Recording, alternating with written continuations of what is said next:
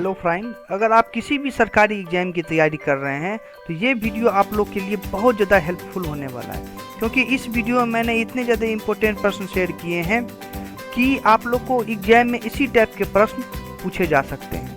तो आइए बढ़ते हैं पहले प्रश्न की ओर। पहला प्रश्न है, कोरोना वायरस को फैलने से रोकने के लिए किस राज्य ने टीम 11 नामक अंतर विभागीय समितियों का गठन किया है।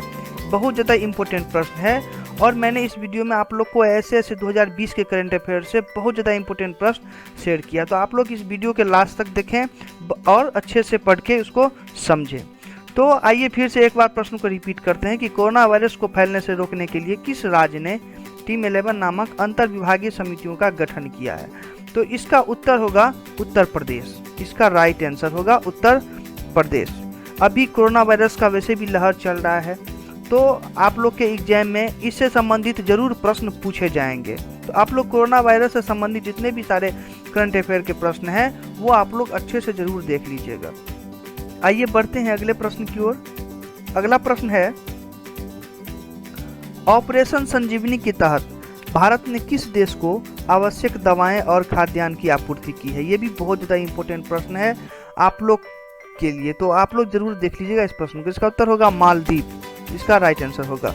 आइए बढ़ते हैं अगले प्रश्न की ओर। अगला प्रश्न है, आरबीआई की अधिसूचना के अनुसार कॉर्पोरेट बॉन्ड में विदेशी पोर्टफोलियो निवेशकों एफपीआई के निवेश की नई सीमा क्या है।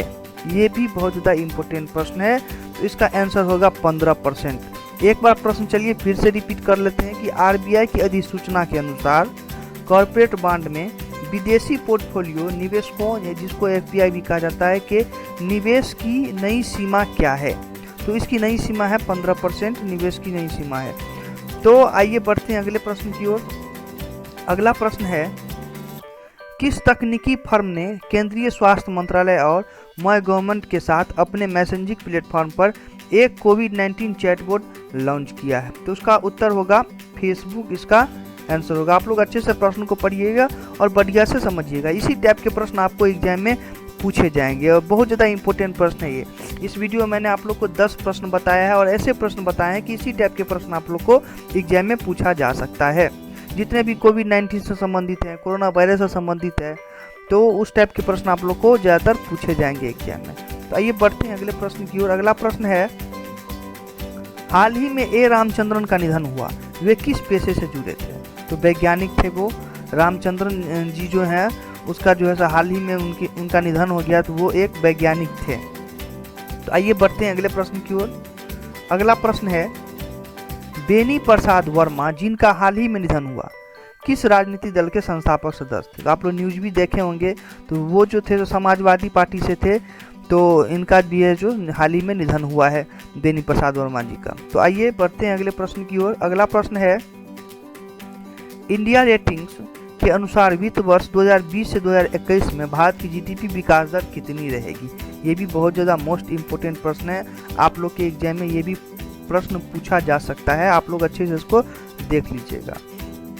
तो इंडिया रेटिंग के अनुसार जो है, तो 2020 से 2021 में भारत की जीडीपी रेट जो है वो 3.6% जो है सो रहेगी।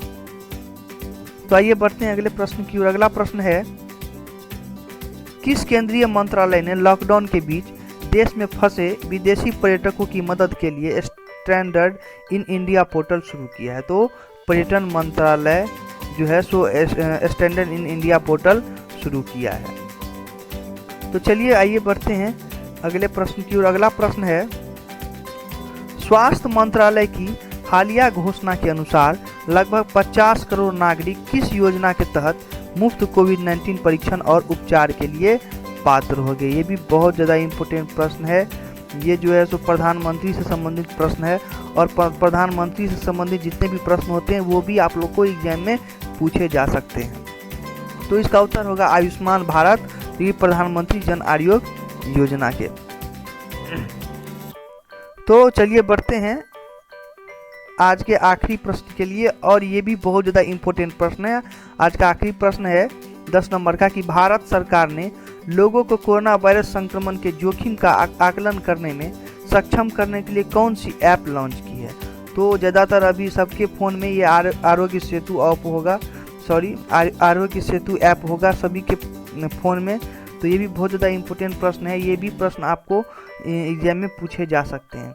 तो अगर आप किसी भी सरकारी एग्ज़ाम की तैयारी कर रहे हैं तो आप लोग इस 10 प्रश्न को ज़रूर आप लोग देखिएगा, और इसी टाइप के प्रश्न आपको एग्ज़ाम में पूछे जा सकते हैं। तो ये प्रश्न आप लोग के लिए बहुत ही ज़्यादा मदद होगा किसी भी एग्ज़ाम में।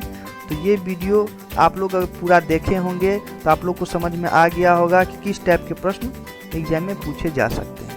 तो चलिए अब हम मिलते हैं आप लोग को नेक्स्ट वीडियो में, इससे भी अच्छे प्रश्न लेके 2020 का जितना भी करंट अफेयर है, जो भी इम्पोर्टेंट प्रश्न है, वो मैं आप लोग को ज़रूर शेयर करूँगा अपने चैनल के माध्यम से। तो चलिए मिलते हैं नेक्स्ट वीडियो में, धन्यवाद।